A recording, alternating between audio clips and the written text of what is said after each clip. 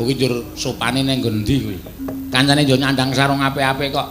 Mengau kathok training abang ora ganti-ganti. Ya leteke ra jamak-jamak mongko. Ana sing bolong ke neraka, ana sing ora mbaya sing apik. Iki nganu tinggalane Semar e. Oh. Anu bekase Semar. Wah iya iya.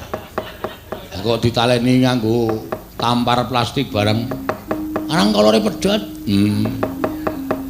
Taleni tampar plastik. Si Patro. Ah iya kok ucul klambi sumuk. Oh. Baratus aku. Baratus nanti. None gareng. Lho kok adus ning aku iki ngapa? Mumpung bojomu ngombahi. Lho. Tak tonyo mencelat kowe ora. Bojoku ngombahi kok njur adus ning nggon aku. Ben ana sing ngancani aku ki nek mlebu kamar mandi dhewe iki wedri. Wedi. Wedi aku. Ora sopan ana Gusti Bendoro Pangeran Haryo barang Yudani Ratrawu kok ming koloran. Ah, kowe ora ngerti panjenengane kok engko mesti duwe ide. Damel sing cawetan Mas. Ngono Mas.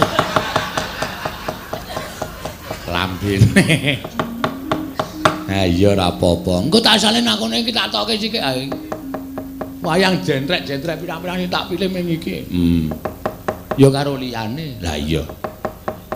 Ya dekor aja banget-banget. Lah iya.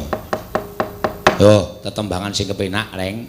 Dipeloke barang tau tak ngaturke tetembangan kagem pepundenku. Ya. Mergo ya dokono-do kene lho, ora cedhak iki. Adiluwangi saka Dalan Ibu Ruswa. Rawuh mrene kok. Monggo wis ngedhep TV 64 in. Wah, duh banget iki.